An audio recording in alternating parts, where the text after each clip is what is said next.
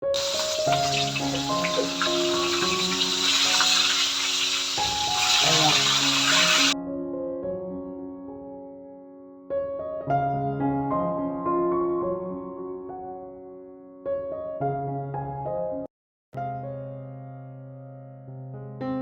Morning everyone, আশা করব তোমরা সকলে ভালো আছো। আমার ছোট্ট পরিবারে তোমাদের সকলকে অনেক অনেক স্বাগত, অনেক ভালোবাসা। চলে এসেছি নতুন একটা ভিডিও নিয়ে। চলো তাহলে সরাসরি ভিডিওতে চলে যাওয়া যাক।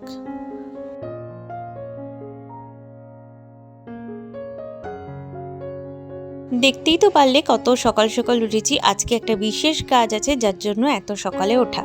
সকালে উঠেছি কারণ আজকে যাব মেয়ের স্কুলে। মেয়ের ফাইনাল ভর্তি আছে এবং ওর জামা কাপড়ের মাপটাপও নেওয়া হবে আজকে, তার জন্য সকাল সকাল উঠেছি। আর ভাবলাম আমাদের গাছের ফুল ফুটেছে, এই যে পেতি গাঁদা না চুটকি গাঁদা বলে, তো এই গাঁদাই দুটো ছিঁড়বো ফুল। তো চলো গাঁদা ফুল দুটো ছিঁড়ি। আর কি সুন্দর লাগছে কালারগুলো। এই চুটকি গাঁদাগুলো কিন্তু আবার বেশ বড় বড়, দেখো কি সুন্দর দেখতে। আর একটা তুলি, চলো আর একটা ফুল তুলি। আর কালারটা দেখেছো, একেবারে কমলা আর হলদেটে মেশানো। আসলে ফোনে এটা দেখতে অনেকটা ডিপ হলুদের মতো লাগছে, ম্যাজেন্ডা কালার যেটা হয়, কিন্তু এটা আসলে কিন্তু একদমই কমলা রঙের একটা ফুল, কিন্তু এই রোদে এরকম লাগছে। তো এদিকে দেখো এই দুজন চলে এসছে, এদেরকে একটা একটা করে বিস্কুট দেবো, এরা খাবে। আর বেলায় যখন রুটি হবে ওরা কিন্তু আবার রুটিও খায়। দুটো কুকুর বেশিরভাগ আমাদের বাড়িতেই থাকে।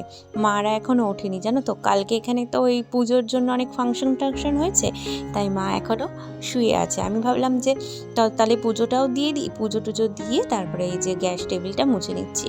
এরপর চা বসাবো, একটু চা খাবো, চা খেয়ে তারপরে অন্যান্য কাজ করব।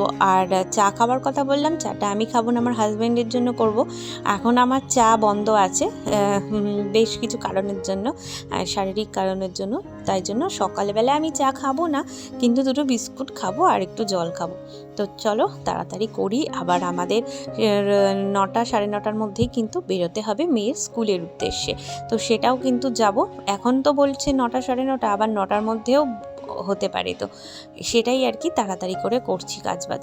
তো চলো আমার গ্যাস ট্যাস মোছা হয়ে গেল, এবার আমি যাব হচ্ছে একটু চা করব।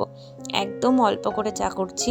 এখন তো আমিও চা খাই না, আবার বুলটি দিয়েও চা খায় না, যার জন্য কিন্তু চা খুব একটা বেশি করতে হয় না, অল্প করলেই হয়ে যায়। তাই অল্প একটু চা বসিয়ে দিয়েছি।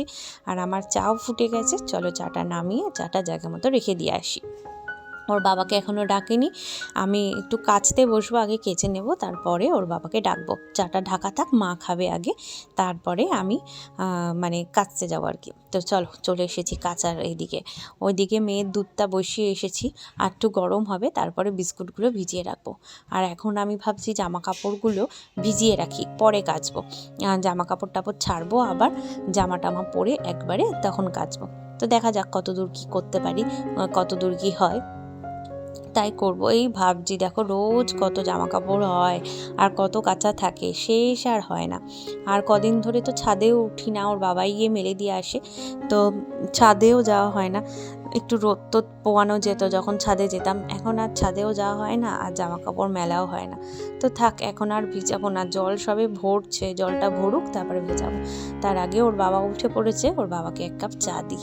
এই কাপ দুটো না নতুন রেখেছিলাম, খুব সুন্দর লাগে কাপগুলো, তো বেশ লাগছে, দেখো চা ঢাললে দেখতেও খুব সুন্দর লাগে। তো এখন এসেছি আবার জামা কাপড় টাপড় ছেড়ে অনেক কাজকর্ম করে আবার এসেছি। এবার কাছাকাছিগুলো পুরো কমপ্লিট করি, তারপরে অন্যান্য কাজ করব। আগে কাঁচাগুলো কেচে যদি মেলে না দিই না, এই ভীষণ সমস্যা, এগুলো শুকাতে চায় না। কদিন ধরে না রোদের বেশি জোর নেই, তার জন্য অনেক দেরি হয় শুকাতে। তাই ভাবলাম আগে আমি জামা কাপড়টা ছেড়েছি কারণ স্কুলে যাওয়ার জন্য, তারপরে আমি ভাবলাম আগে কেচে নিই, তাই কাচতে চলে এলাম। কেচে টেচে নিই, তারপরে অন্যান্য কাজ করব।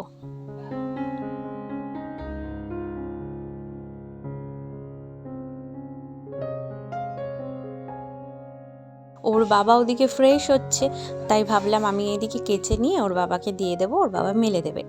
আর এদিকে দেখো সমস্ত কাজ সেরে নিয়ে এই যে মেয়েকে রেডি করে খাইয়ে দাইয়ে ওর বাবাও রেডি হয়ে গেছে। এখন যাব আমরা স্কুলে।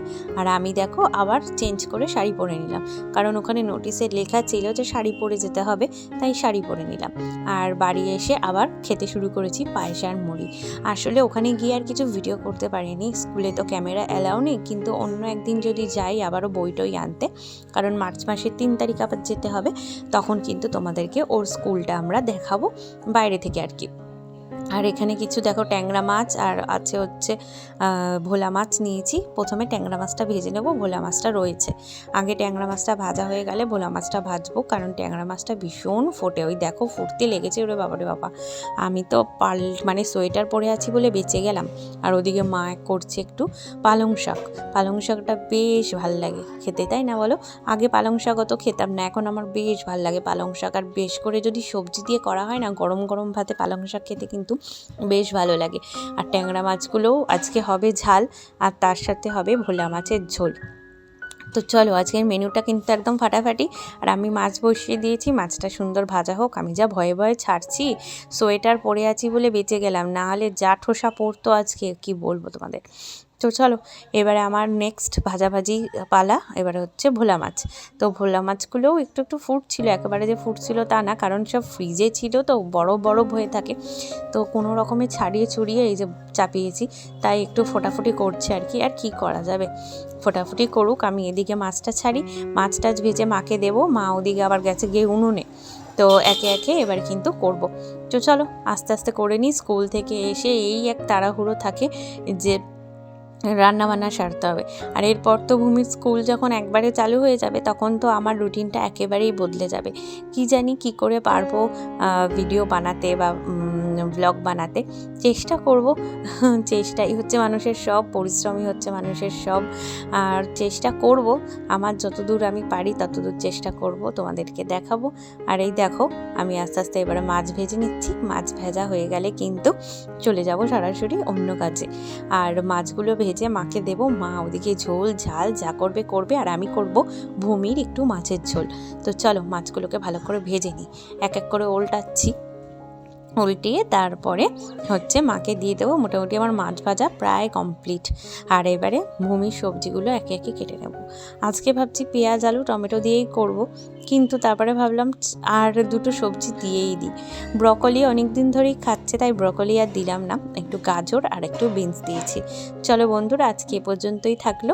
অন্য একদিন আবারও তোমার সাথে দেখা হচ্ছে নতুন একটা ভিডিও নিয়ে। আশা করব তোমরা ভালো আছো, সুস্থ আছো এবং অন্যকেও ভালো রাখবে, ভালো থাকবে।